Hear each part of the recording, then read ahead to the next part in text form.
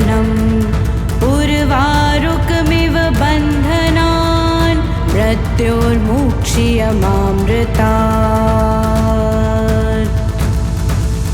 ॐ त्र्यम्बकं यजामहे सुगन्धिं पुष्टिवर्धनम् उर्वारुकमिव बन्धनान् मृत्योर्मुक्ष्यमामृतात्।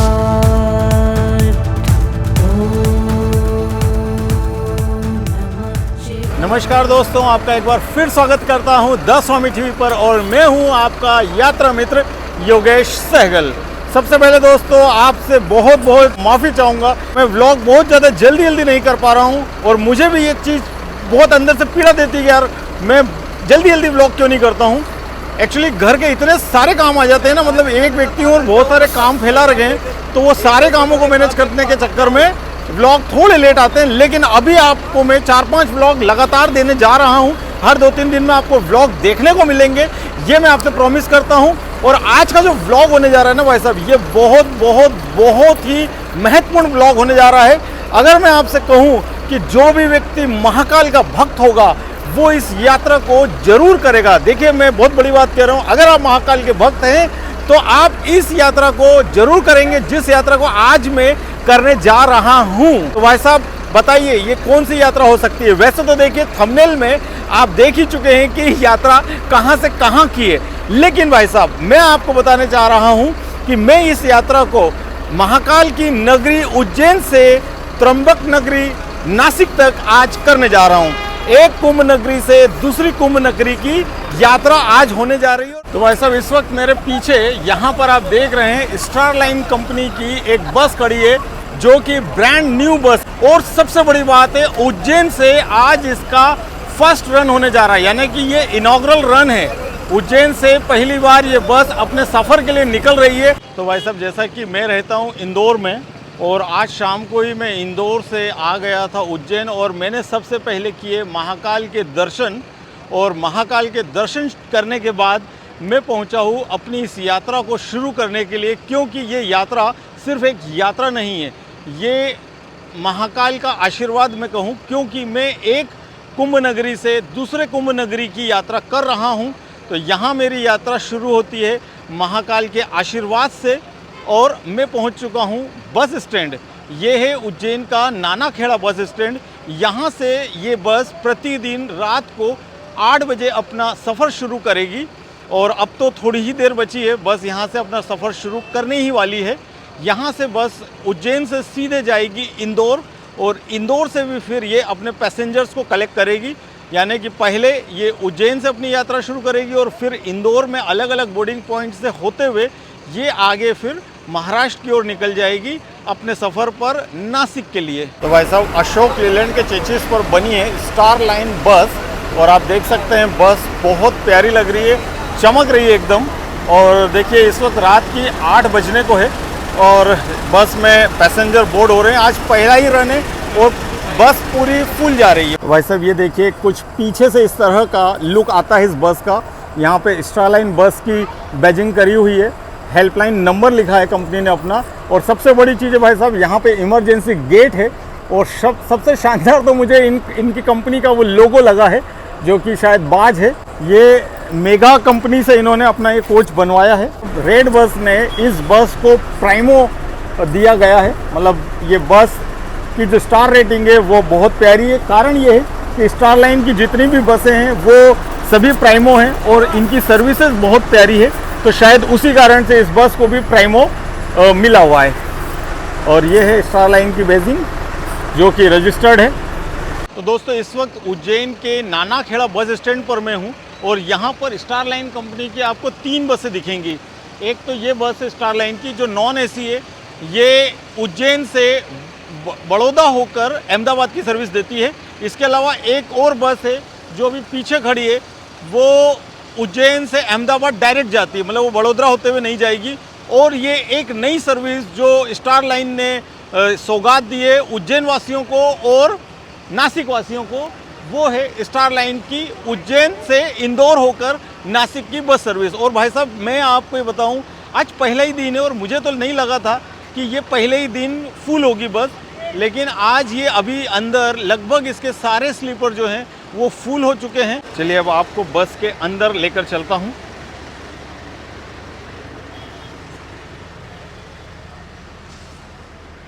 तो भाई साहब अशोक लीलैंड के चेचिस पर बना हुआ ये कैबिन है बस का।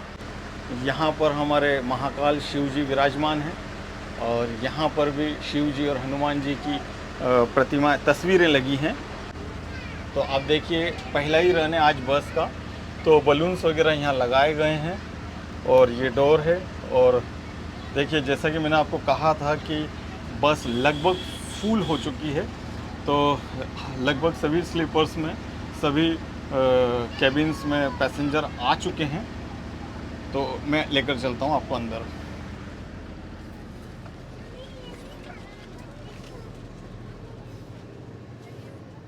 और अगर भाई साहब बात करें सेफ्टी की, तो इसमें इमरजेंसी डोर जो होते हैं वो 3 दिए गए हैं अलग अलग जगहों से।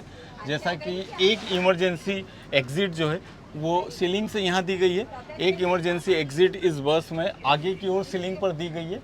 तो यहाँ पे 2 इमरजेंसी एग्ज़िट हो जाते हैं और जो तीसरा इमरजेंसी एग्ज़िट है बस का वो बिल्कुल लास्ट वाली जो बर्थ है ना उसके अंदर से वहाँ से दिया गया है, जो पीछे की ओर खुलता है। भाई साहब ये है डबल का बर्थ, और जिसमें मैं तो बताऊँ आपको सबसे प्यारा मुझे लग रहा है इनका जो पिलो है, क्योंकि जब आप आराम करते हैं ना तो सबसे पहले आपको पिलो की आवश्यकता होती है जो कि एकदम कंफर्टेबल होना चाहिए।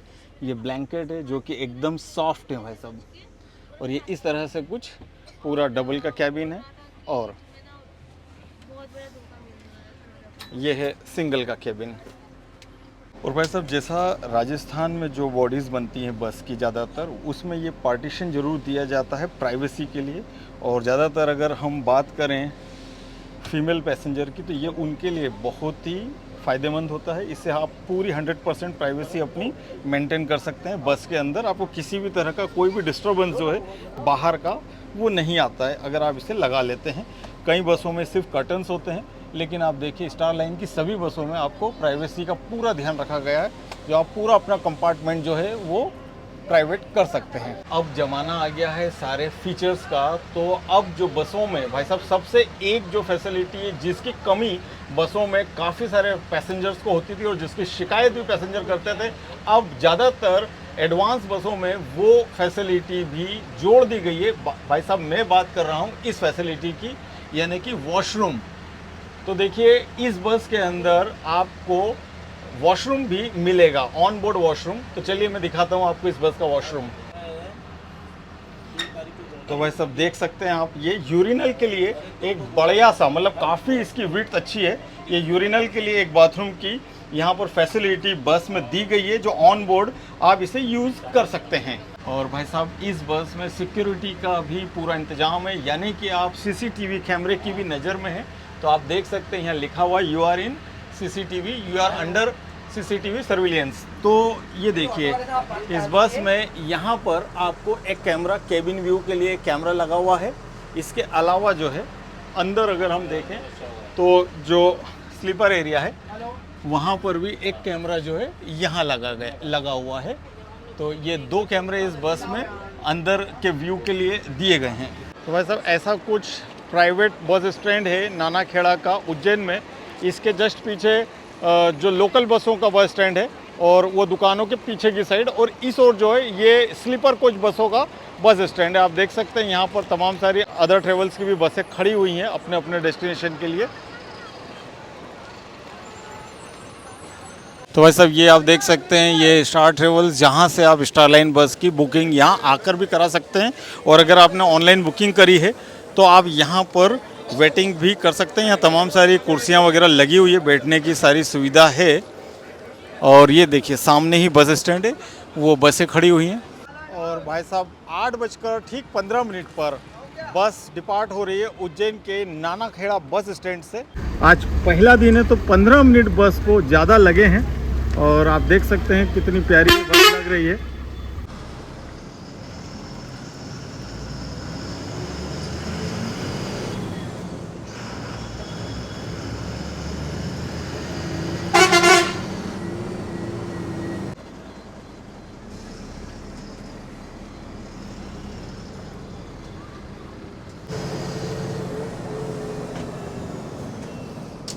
तो भाई साहब आज हमारे मध्य प्रदेश के मुख्यमंत्री के बेटे की शादी है उज्जैन में।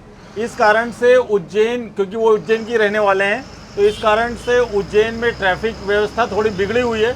उस कारण से भी बस की गति थोड़ी सी स्लो है उज्जैन से बाहर निकलने में। वैसे तो लगभग हम उज्जैन से बाहर आ ही गए हैं, लेकिन छोटे छोटे डाइवर्शंस थे शहर में और ट्रैफिक भी थोड़ा सा गड़बड़ाया हुआ था।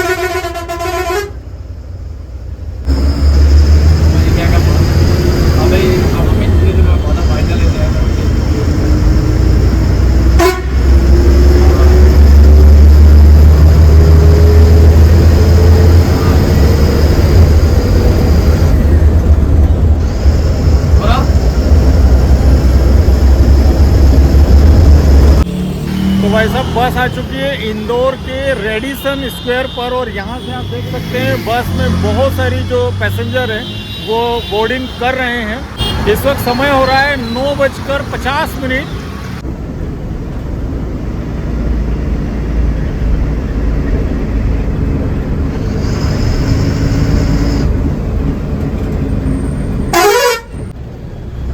तो दोस्तों इस वक्त हम आ चुके हैं इंदौर के राजेंद्र नगर क्षेत्र में और इस वक्त राजेंद्र नगर थाने के ठीक सामने से हमारी बस क्रॉस कर रही है और आप देख सकते हैं कितनी सघन चेकिंग यहाँ की पुलिस जो है ये कर रही है। और आमतौर पे यहाँ हमेशा इस तरह के बैरिकेड लगा के पुलिस वाले गाड़ियों को चेक करते हैं। ज़्यादातर वो गाड़ियाँ जो शहर में प्रवेश कर रही है, आप देख सकते हैं सामने की ओर उधर की साइड जहाँ शहर में प्रवेश कर रही गाड़ियाँ वहाँ पर ज़्यादा चेकिंग हो रही है। ये बाहर जाने वाला जो रास्ता है और इस पर भी ये बैरिकेड के कारण थोड़ा सा जाम तो लग रहा है, लेकिन इस ओर कोई चेकिंग खास हो नहीं रही है। और इस वक्त बज रही है रात की 11। तो दोस्तों रात को 11:15 बजे बस आ गई है इंदौर से बाहर, पूरी तरह बाहर रौंग के अंदर। अब हम इंदौर के देख सकते हैं आप, ये रौंग का पुलिस स्टेशन है। तो अब हम इंदौर से देखा जाए तो बाहर ऑफिशियली यहाँ से निकल रहे हैं। देखिए यहाँ भी सघन चेकिंग कर रही है पुलिस, लोगों की लीकर चेक की जा रही है कि उन्होंने कितनी शराब पी है नहीं पी है गाड़ी ड्राइव करते वक्त। आप देखो लंबा जाम लग गया यहाँ पर।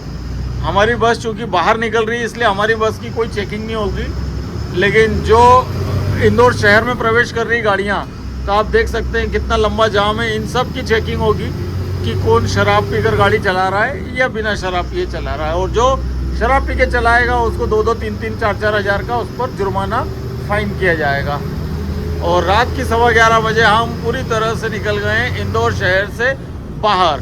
अब हमारी बस जो है वो मुंबई हाईवे पर पहुंचने वाली है एक प्रकार से। तो सामने ही अब यहाँ पे एक ब्रिज आएगा जिसको क्रॉस करेंगे और हम मुंबई हाईवे पर लग जाएंगे। तो दोस्तों रात को 11:30 पर बस आ गई है पीतमपुर के होटल मनाल वाले अपने पिकअप पॉइंट पर। और देखिए आप यहाँ पर जो पैसेंजर 5 पैसेंजर यहाँ से भी पिकअप होने थे।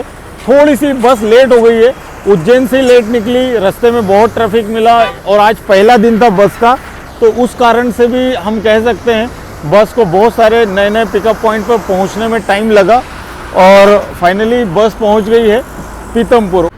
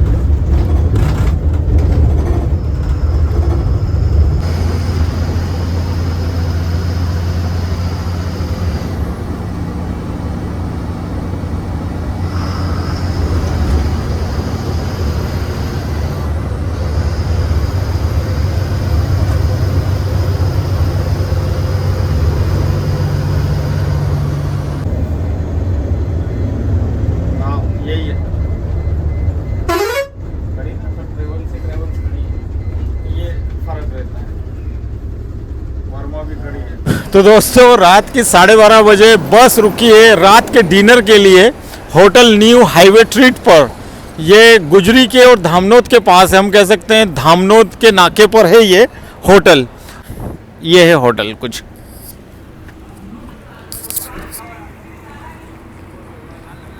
और इस वक्त भाई साहब बस के अंदर यहाँ पर वॉशरूम के लिए पानी की वापस आपूर्ति करी जा रही है।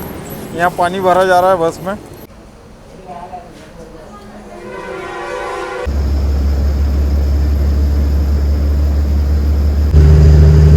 और दोस्तों हम पहुँच गए खलघाट पर और इस वक्त आप देख रहे हैं खलघाट की नर्मदा मैया को हम क्रॉस कर रहे हैं। इस वक्त नर्मदा मैया के ब्रिज पर से हम गुजर रहे हैं। इस वक्त ये है खलघाट का मां नर्मदा के ऊपर बना हुआ ब्रिज।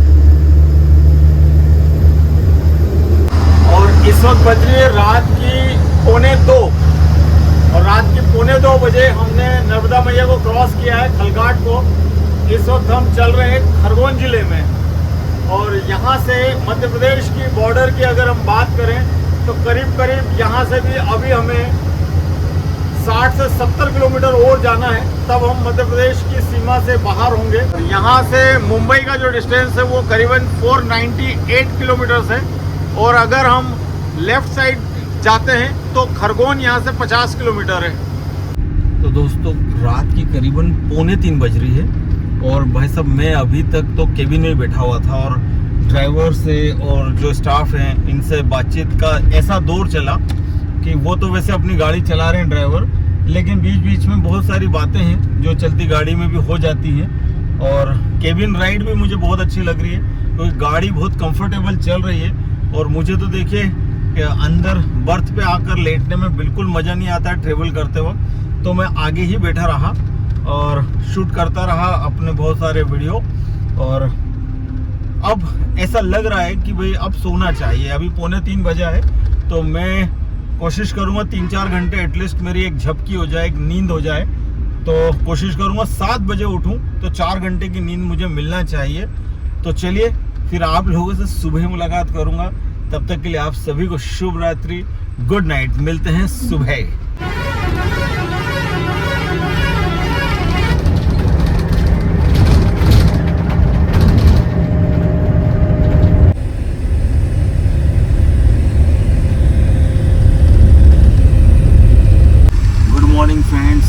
इस वक्त सुबह की 7 बज रही है और सूरज देवता जो है आप देख सकते हैं यहाँ सामने उग रहे हैं। बहुत सुंदर नज़ारा है ये। और अभी बस जो है महाराष्ट्र की सड़कों पर दौड़ रही है और यहाँ से करीब करीब मान के चलिए कि 50 किलोमीटर अभी हम दूर हैं नासिक से। भाई साहब मैं 3 बजे के आसपास सोया था और मैंने 7 बजे का अलार्म लगाया था और अभी जस्ट अलार्म बजा है और मैं उठ गया हूँ और देखा सबसे पहले कि हम कहाँ हैं। तो हम नासिक से 50 किलोमीटर दूर हैं। बस पूरी रात बहुत फर्राटे से चली है इसका अर्थ, क्योंकि जब मैं सोया था तब हम सेंधवा को क्रॉस कर चुके थे, मतलब हम सेंधवा क्रॉस किए थे और अभी हम नासिक के बिल्कुल पास में, यानी कि रात भर बस कंटिन्यू चली है।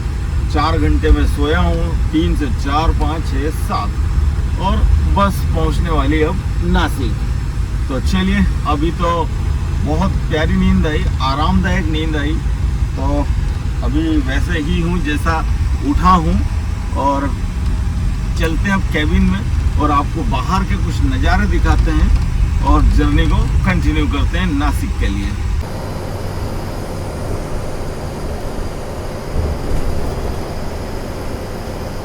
तो दोस्तों यहाँ से सनसनाती हुई गाड़ियाँ क्रॉस हो रही हैं और मैं इस वक्त हाईवे पर इसलिए खड़ा हूँ क्योंकि हमारी बस जो है वो रुक गई है यहाँ पर। और वो रुकी इसलिए है कि उसे जो है यूरिया, DEF यूरिया जो है आजकल बसों को जो मिक्स करवाना पड़ता है डीजल के साथ, तो वो यूरिया यहाँ पर वो फिलअप करवा रही है बस। और ये देखिए शानदार हाईवे जहाँ पर इस वक्त हमारी बस नासिक की ओर जा रही है। और मेरे ख्याल से यहाँ से नासिक की जो दूरी है वो मुश्किल से 45 किलोमीटर के आसपास है, 40-45 किलोमीटर, यानी कि हम 8:30 बजे तक हर हाल में नासिक पहुँच जाएंगे, ऐसा मेरा मानना है। इस वक्त तो हम हाईवे पर, एग्जैक्ट लोकेशन तो नहीं बता सकता मैं, लेकिन ये होटल चेतन है यहाँ पर, फूड जंक्शन होटल चेतन, इसके जस्ट पड़ोस में ये यूरिया का फिलअप पॉइंट है, तो यहाँ पर बस रुकी है।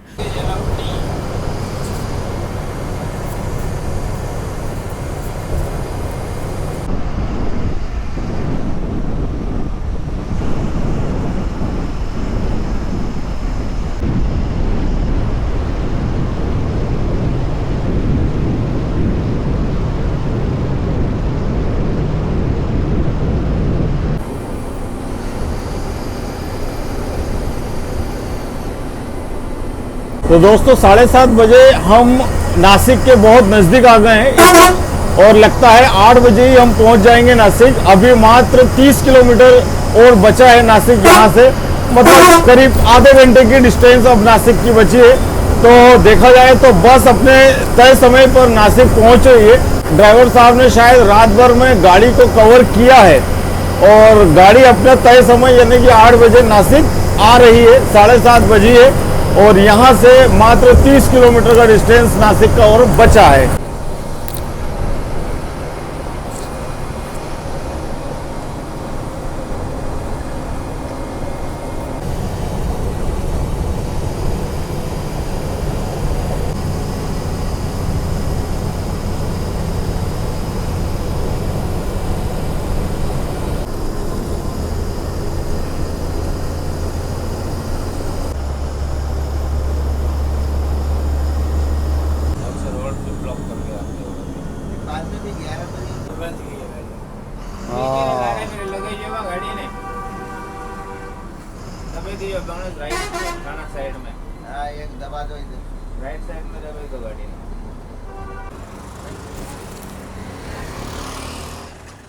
तो दोस्तों महाकाल की नगरी उज्जैन से त्र्यंबक नगरी नासिक में आपका स्वागत है। सुबह का 8 बज रहा है और बस पहुंच गई है नासिक के द्वारका सर्कल, जो कि इस बस का लास्ट डीबोर्डिंग पॉइंट है।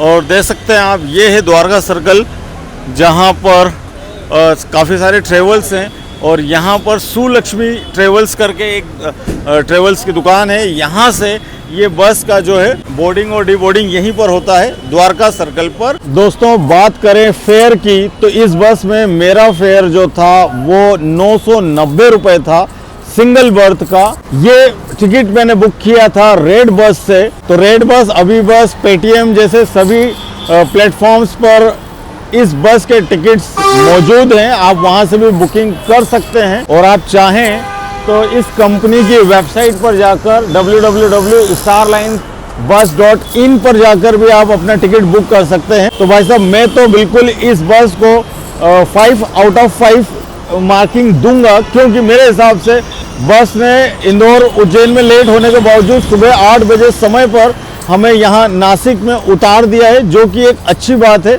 और कंफर्टेबल राइड थी, बस भी एकदम नई बस है, एकदम ब्रांड न्यू बस है। तो अंदर एसी वगैरह भी एकदम चिल्ड चल रहे थे। वैसे तो मौसम ठंडी का है और मैं आपको रिकमेंड करूंगा कि आप चाहें तो आप उज्जैन से नासिक और नासिक से उज्जैन महाकाल की नगरी की यात्रा इस बस में कर सकते हैं।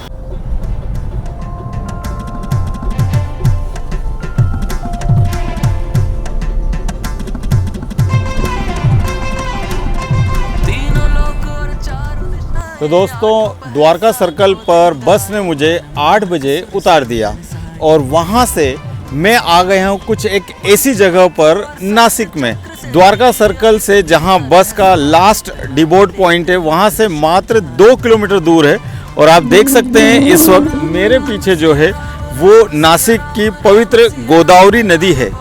और दोस्तों ये वही स्थान है जहाँ पर भारत में जो 4 कुंभ मेले लगते हैं उसमें से एक कुंभ मेला यहाँ नासिक में लगता है, जो प्रति 12 वर्ष में एक बार लगता है।